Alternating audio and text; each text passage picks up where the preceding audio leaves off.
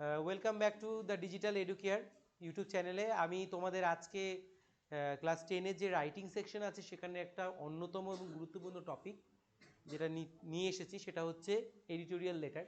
তোমরা দেখতেই পাচ্ছ যে আজকে এডিটোরিয়াল লেটারের উপরে ক্লাস হবে। রাইটিং স্কিল লেখা রয়েছে এবং এখানে ট্যাগ করা হয়েছে ট্যাগলাইন যে এডিটোরিয়াল লেটারের উপরে আমাদের আজকে টপিকটা হতে চলেছে। তোমরা যারা মাধ্যমিকে বসতে চলেছো তোমরা জানো যে রাইটিং সেকশনে আমাদের 30 নম্বর থাকে। বোর্ড দ্বারা যে প্রশ্নটা করা হয় সেখানে 3টে রাইটিং থাকে এবং প্রত্যেকটা রাইটিংয়ে কিন্তু 10 নম্বর করে থাকে এবং যেগুলোর উত্তরগুলো কম বেশি ওই 100 শব্দের মধ্যেই করতে হয়। তো এবার এই এডিটোরিয়াল রাইটিং যে ব্যাপারটা সেটা ছাত্রছাত্রীদের কাছে কিন্তু বড় ইন্টারেস্টিং। মানে আমি যতদিন থেকে এই শিক্ষকতার সাথে জড়িত আছি দেখছি যে ছাত্রছাত্রীরা কিন্তু বেশ সুন্দরভাবে এই জিনিসটাকে করতে চায় এবং বড় ইন্টারেস্ট দিয়ে করে। তাই সেই ইন্টারেস্টটা গ্রো করতে গেলে কিছু জিনিস তোমাদেরকে খুব সুন্দরভাবে মাথায় রাখতে হবে।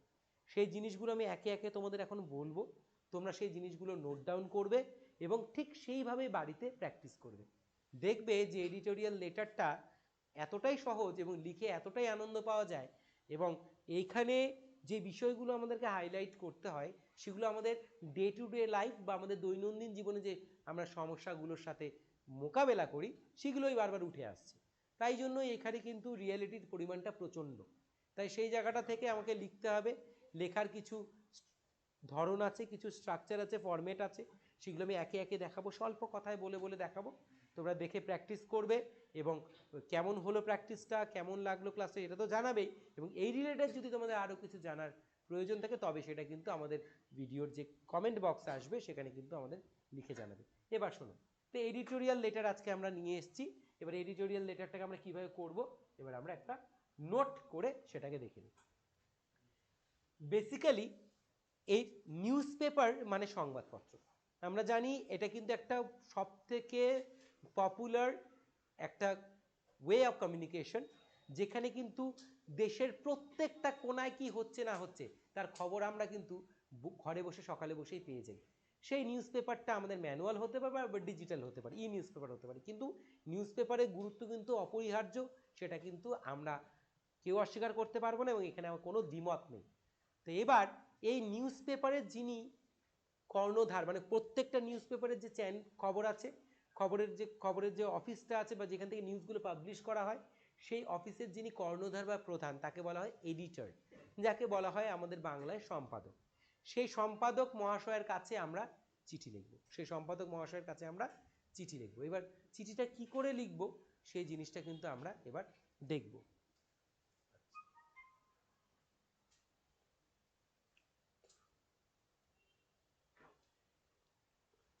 তাই তোমরা দেখে নাও যে কি করে করবো। তাহলে এডিটোরিয়াল লেটার শুরুতেই তোমরা যেহেতু ক্লাস 6-7 থেকে স্কুলে হেডমাস্টার মশাইকে অ্যাবসেন্স লেটার লিখেছো বা পোস্ট অফিসের পোস্টমাস্টারকে চিঠি লিখেছো, কোনো একটা গুরুত্বপূর্ণ চিঠি মিসিং তোমার বাড়িতে এসে পৌঁছয়নি, এই টপিকগুলো কিন্তু বহুদিন ধরে লিখেছো। তো সেই মতন ধাঁচেই কিন্তু এটাও লিখতে হবে। প্রথমে যে জায়গাটা আমরা কি লিখতাম, টু দ্য হেডমাস্টার লিখতাম, সেখানে লিখবো আমরা টু দ্য এডিটর। ভালো করে সবাই দেখে নাও, লিখে দিলাম টু দ্য এডিটর। লেখার পর তিনি যেই সংবাদপত্রের সম্পাদক সেই সংবাদপত্রের নাম লিখতে হবে। যেহেতু আমরা ইংরেজি পরীক্ষায় বসেছি এবং চিঠিটা আমরা ইংরেজিতে লিখছি, সেই ক্ষেত্রে কিন্তু আমরা একটা ইংরেজি খবরের কাগজের নাম লিখব। আমি এখানে একটা ইংরেজি খবরের কাগজের নাম তোমাদের জন্য লিখে দিচ্ছি, দ্য টেলিগ্রাফ।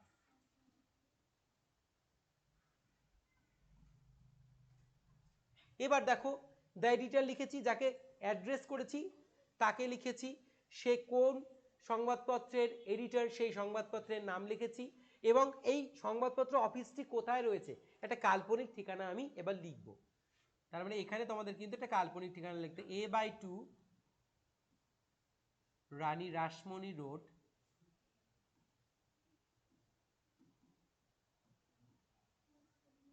কলকাতা 007।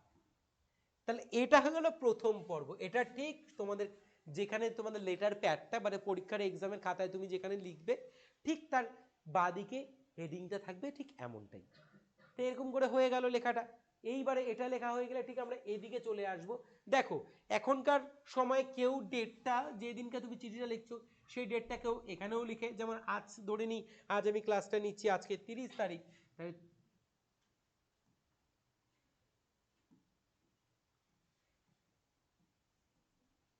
এইভাবেও লিখতে পারো। আবার তুমি কিন্তু এটাকে এই দিকে খাতার এই পাশে ডেট লিখে তুমি কিন্তু এইভাবেও লিখতে পারো, কিন্তু তারিখটি সম্পূর্ণ আকারে লিখবে। এবার আর একটা কথা বলে দিই, এই জায়গায় ছাত্রছাত্রীরা একটা ভুল করে থাকে, আমি এই ভুলটা অনেককেই করতে দেখেছি। যে কি দেখেছি, যে এইখানে ওরা এইভাবে করে লিখে দেয়, ঠিক আছে এইভাবেও লিখতে পারো, কিন্তু এখানে একটা ভুল আছে। মনে রাখবা 24 মানে তার সামনে যে কোনো কেউ কিছু বসাতে পারে, কিন্তু যে কোনো কিছু বসিয়ে দিতে পারে। তার জন্য সঠিক নিয়ম, যেখানেই তোমরা দেখবে যে এইভাবে লেখা রয়েছে এটা ভুল লেখা রয়েছে, এটাকে সঠিকভাবে লিখতে গেলে এখানে একটা অ্যাপোস্ট্রফি লাগাতে হবে। কি লাগাতে হবে? একটা অ্যাপোস্ট্রফি লাগাতে হবে, বুঝতে পারো? তাহলে এটা সঠিক নিয়মে আছে। তোমরা তোমরা 2024 লিখতে পারো বা এরকম অ্যাপোস্ট্রফিতে লিখতে পারো, কোনো অসুবিধা নেই। বোঝা গেল? ক্লিয়ার? এবার যে অংশটা আসবো সেটা খুব গুরুত্বপূর্ণ একটা অংশ। দেখো একজন সংবাদপত্র অফিসের যিনি প্রধান, তার কিন্তু অনেক ডিউটিস এবং রেসপন্সিবিলিটিস আছে, এটা আমরা জানি। কারণ একটা এত বড় একটা অফিসকে পরিচালনা করতে গেলে তার মাথায় কতটা প্রেশার, কতটা স্ট্রেস থাকে তোমরা জানো না, বা আমরা কল্পনাও করতে পারবো না, অনেকটাই। সাধারণত আমাদের যে কটা বই আছে 6-7টা বই, এই বই নিয়ে আমাদের জীবন অস্থির। সেখানে যদি একটা অফিস চালাতে হয় এবং সেখানে দেশের বিভিন্ন প্রান্তের খবরকে পরিবেশনা, তার গুরুত্ব বুঝে তাকে পাবলিশ করা, এত বিষয়গুলো থাকে, সেখানে কিন্তু চাপটা অনেকটাই বেশি, প্রেশারটা অনেকটাই বেশি। তো সেই সমস্ত মানুষগুলো যখন কি তুমি চিঠি লিখবে, সেই চিঠিতে যদি তুমি বিষয় না লেখো, অর্থাৎ সাবজেক্ট ইনক্লুড না করো, তাহলে কিন্তু সেই চিঠির গুরুত্ব কমে যাবে দুটো দিক থেকে।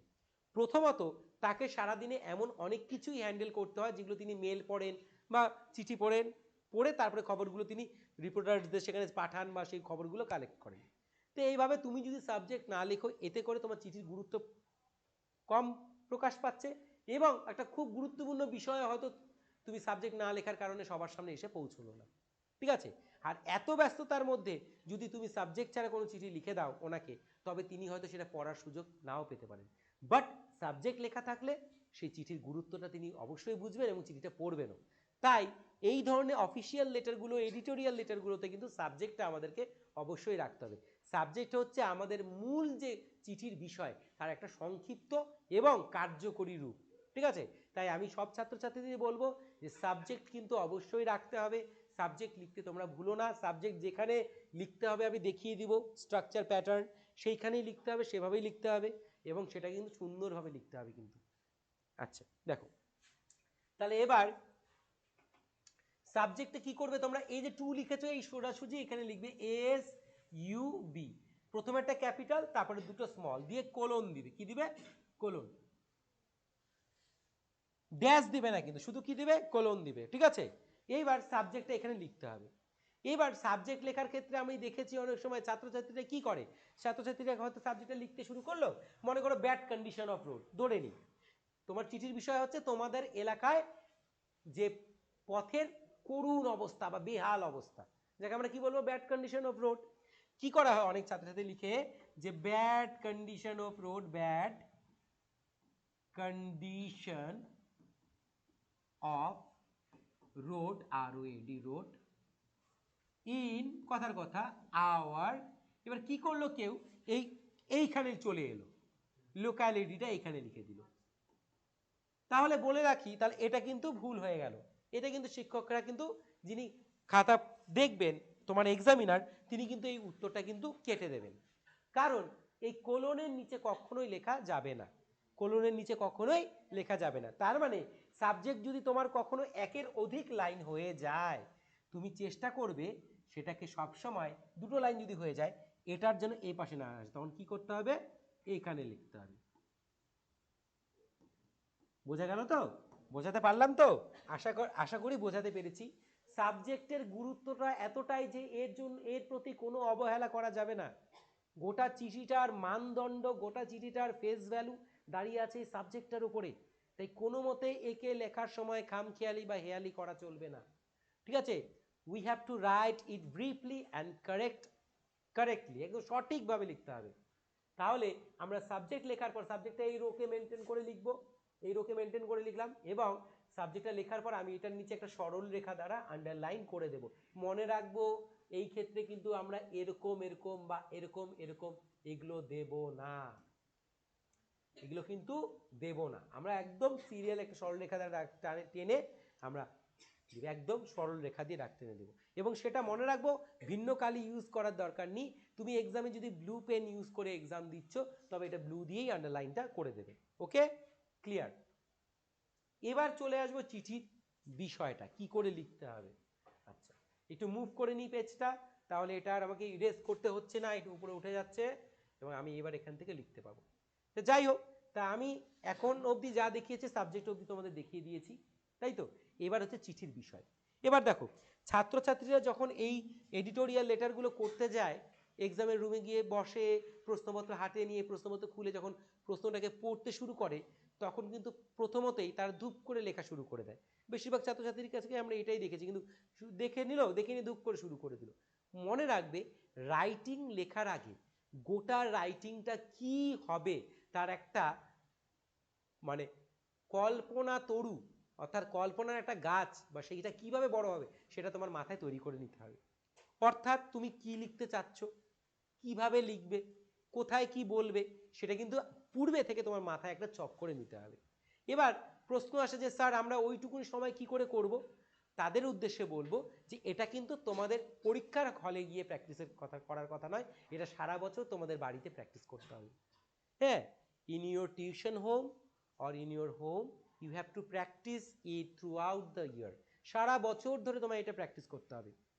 if you practice it well then it gives you the best result, যদি তুমি এটাকে সেইভাবে প্র্যাকটিস করতে পারো, আমি অ্যাসিওর করছি তোমাদের পরীক্ষার হলে কোনো সমস্যাই হবে না। বাট প্র্যাকটিস ছাড়া কিন্তু চলবে না। একটা কথা, খুব প্রচলিত একটা কথা আছে, আমাদের টিচাররা আমাদের বলতো প্র্যাকটিস মেক্স পারফেক্ট, অর্থাৎ যে যত প্র্যাকটিস করে তার পারফেকশনটা তত বৃদ্ধি পায়। তাই তুমি যদি এক্সামে হলে গিয়েই ডাইরেক্ট গোল দেওয়ার চেষ্টা করো তবে তুমি সেই গোলটা কিন্তু দিতে পারবে না। তার জন্য সারা বছর তোমাকে কঠিন অধ্যাবসায় থেকে জিনিসগুলো বুঝে নিয়ে, টিচারের হেল্প নিয়ে নিয়ে ক্রমে ক্রমে করে করে যেতে হবে। আচ্ছা, তাহলে সেই জায়গাটা বলছি তোমরা কি করে করবে। প্রশ্নটা ভালো করে পড়ে নিলে, বিষয়টা বুঝে নিলে, বাড়িতে সারা বছরের প্র্যাকটিসের ফসল তোমার কাছে আছে। এবার যে প্র্যাকটিসটা তুমি করেছো তার থেকে তোমাকে একটা কায়াতরু তৈরি করতে হবে এবং লিখতে শুরু করতে হবে। এই লেখার ক্ষেত্রে কিছু বিশেষ কিছু পদ্ধতি আছে যেটা আমি এখন বোর্ডে দেখাবো, তোমরা সেই জিনিসগুলোকে ফলো করে তারপর বিষয়গুলো যেটা যখন যেটা আসবে সেখানে ইনক্লুড মানে যোগ করে দিলেই তোমার উত্তরটা হয়ে যাবে। আচ্ছা, এবার দেখো কি করে লিখতে হয়। তাহলে যেহেতু উনি একজন সম্মানীয় ব্যক্তি, আমরা জানি, এর আগেও আমরা চিঠিতে লিখেছি যে স্যার বা ম্যাডাম, ঠিক আছে। এবার আমরা কি করবো, সেই অংশটাই আগে লিখবো যে সম্মানীয় মহাশয় বা মহাশয়া। তাহলে আমি লিখবো এখানে রেসপেক্টেড স্যার, রেসপেক্টেড স্যার, সম্মানীয় মহাশয়, সম্মানীয় মহাশয়। এইবার এই যে কমাটা দিয়েছি আমি লিখে লক্ষ্য করো, আমি কিন্তু রোটা সে একই রেখেছি, রোটা কিন্তু একই রেখেছি।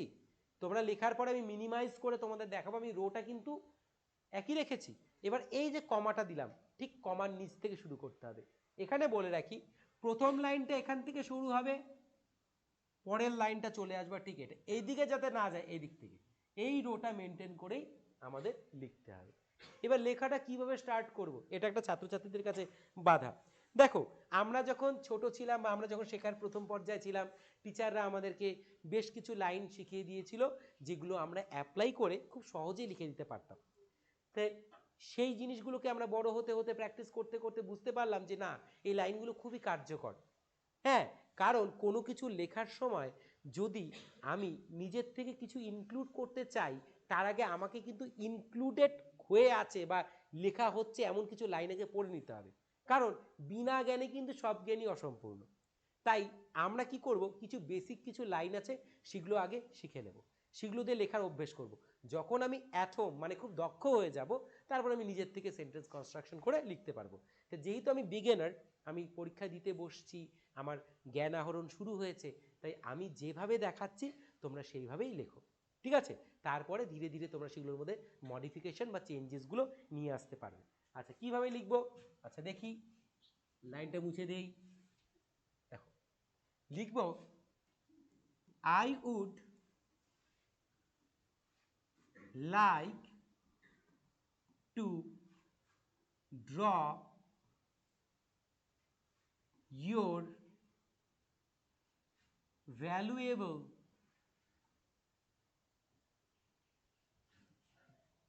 attention. I would like to draw your valuable attention to ventilate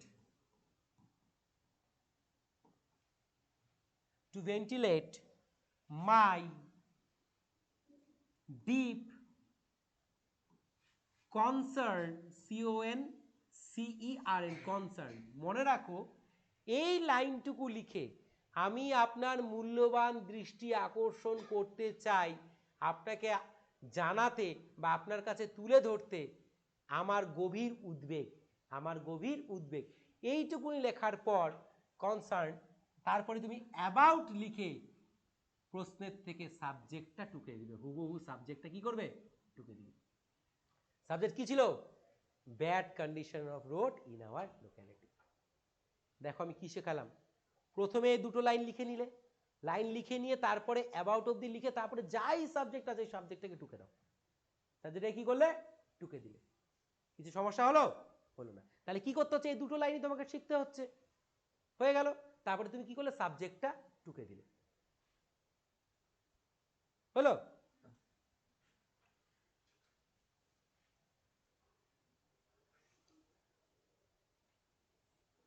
যেই সাবজেক্ট লিখে, মনে করো সাবজেক্টটা কি হলো? সাবজেক্টটা কি ছিল? Bad condition of road. About, দেখো এবার সাবজেক্টটা আমি এখানে লিখে দিব, about bad condition of road in our, একটা লোকালিটির নাম দিলে, ঠিক আছে? ইন আওয়ার মনে করো XYZ লোকালিটি, ঠিক আছে? লোকালিটি হয়ে গেল, XYZ locality. I would like to draw your valuable attention to ventilate my deep concern about the, এখানে দা অ্যাড করে দাও, about the, নির্দিষ্ট করে বলেছি, about the bad condition of road in our locality, in our XYZ locality। এবার কমা, through THROUGH, through your ESTEEMED, esteemed daily, esteemed daily, esteemed daily। আপনার যে দৈনন্দিন যে পত্রিকা, আপনার সম্মানীয় পত্রিকা প্রকাশ পায়, তার মধ্য দিয়ে আমি আমার গভীর উদ্বেগ আপনার কাছে, আপনার মূল্যবান দৃষ্টি আকর্ষণ করতে জানাতে চাই, যে সেটা হলো কি? আমাদের এলাকার পথের করুণ অবস্থা। হলো? Full stop. তাহলে আমি কিন্তু আমার প্রথম লাইন এখান থেকে এইটুকুনি আমাদের একটা গদ লাইন লিখে দিলাম অ্যাবাউট অব্দি, তারপরে আমি এইটুকুনি লিখেছি কি? সাবজেক্ট লিখেছি, তারপরে এটাও আবার আমাদের একটা গদ লাইন লিখে দিলাম। হয়ে গেল, লেখা হয়ে গেল। এবার কি করব? এবার দেখো যে পরিস্থিতিটা হয়েছে সেটার তো ফলাফল লিখতে হবে। কি লিখতে হবে? ফলাফল। অর্থাৎ সেই যে ঘটনাটা তোমাদের কে বারবার বিরক্ত করছে, বা যে পরিস্থিতিতে তোমরা কষ্টভোগ করছো, সেই কষ্টভোগের জায়গাটা এখন কি লিখবা, তাই তো? সোজা কথায় লিখবো, লিখো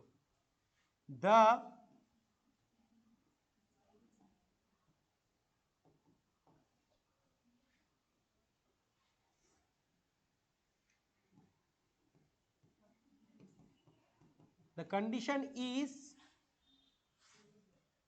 too bad to explain, too bad to explain।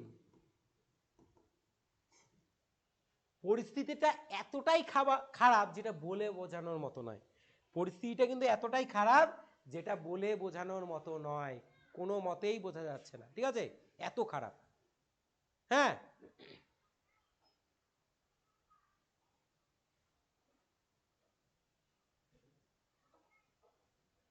The condition is too bad to explain. দেখো তারপর লিখবো রাস্তার পরিস্থিতি খারাপ হলে কি হয় আমরা কি জানি, সচরাচর দুর্ঘটনা ঘটে, তাই তো। দেখো তাহলে কি লিখবো তারপরে, তার ফলাফল দেখো, the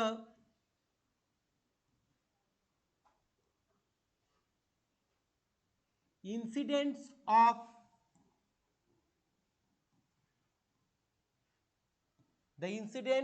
of accident are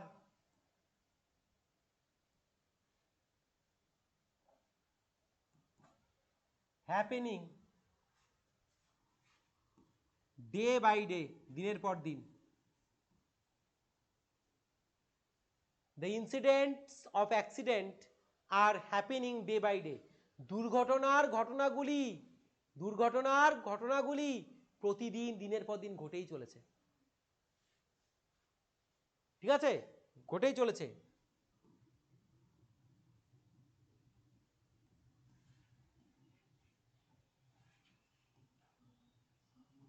Travelers are unable to walk. Travelers are unable to walk freely on the road. পথিকেরা স্বাচ্ছন্দ্যে খোলামেলা ভাবে পথে হাঁটতে পারছে না, ঠিক আছে তো।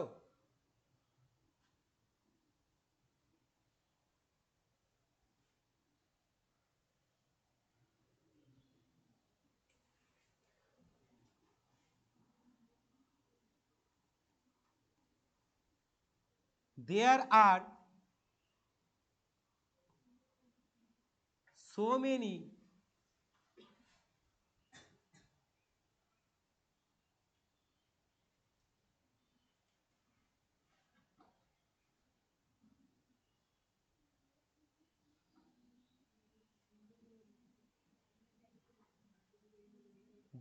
so many places, এমন অনেকগুলো জায়গা আছে পথের ওপর, on the road,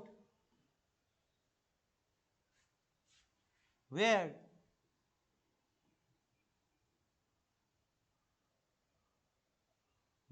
যেখানে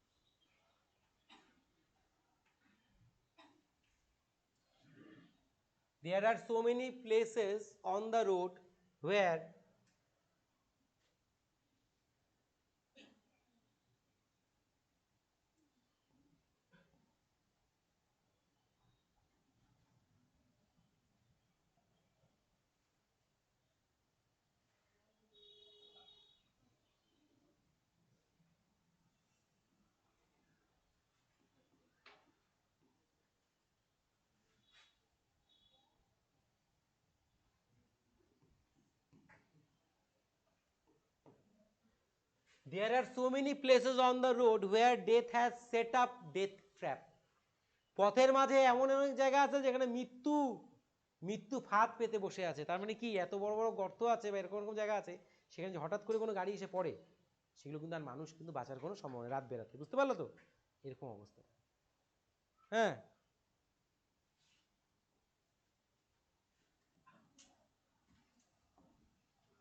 the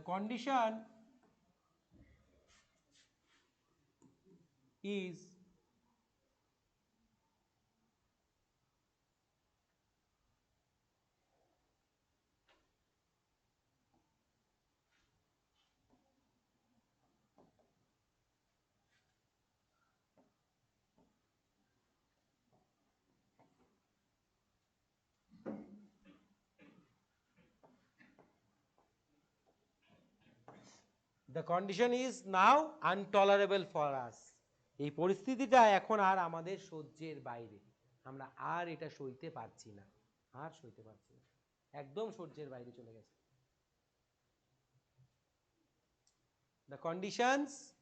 the condition is now intolerable for us। হলো? বাস লিখে দিয়েই তারপর তুমি লিখে দিলে, মনে করো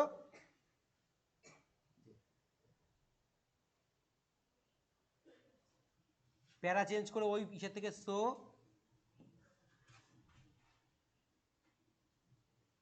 through your column, through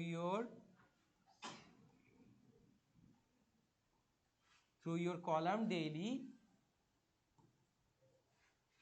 I want to fetch fetch the attention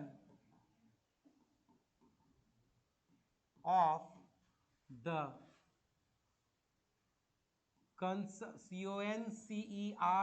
concerned authority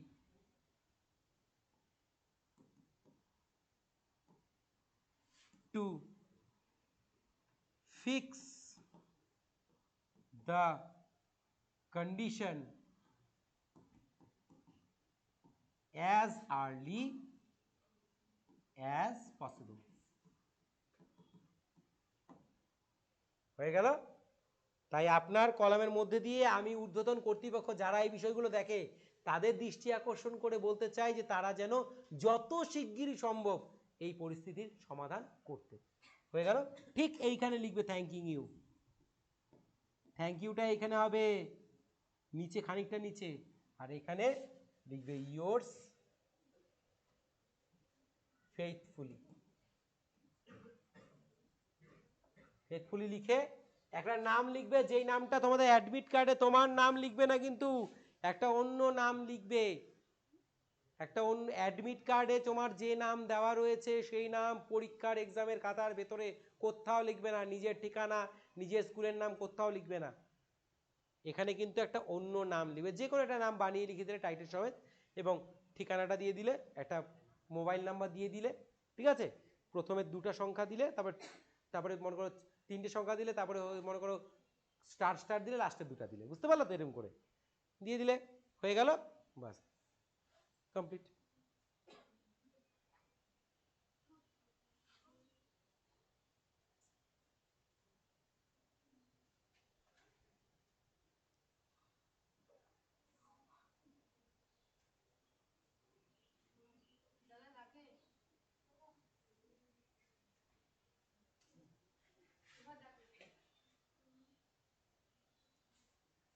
তাহলে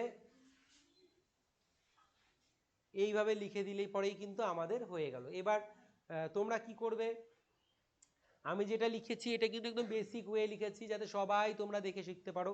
তারপরে ধীরে ধীরে এর কিন্তু আরও বৃদ্ধি ঘটাতে হবে, এটাকে আরও ভালো করে তুলতে হবে, হ্যাঁ, আরও কিছু নতুন শব্দ দিয়ে সুন্দর সুন্দর সেন্টেন্স কনস্ট্রাকশন দিয়ে আমাদেরকে লিখতে হবে। তাই এভাবে তোমরা এটা লিখলাম, এটা তোমরা দেখলে, আর আশা রাখবো যে এই ভিডিওটা তোমরা দেখে তোমাদের অনেকটাই লাভ হয়েছে। তোমরা বাড়িতে এবার লেখার চেষ্টা করো এবং কেমনটা হলো সেটা আমাদেরকে জানাও, হ্যাঁ, এবং এই রিলেটেড যদি আরও কোনো কোয়ারি থাকে সেটা আমাদেরকে বলো, ঠিক আছে? আজকে তাহলে এতটুকুই বলছি।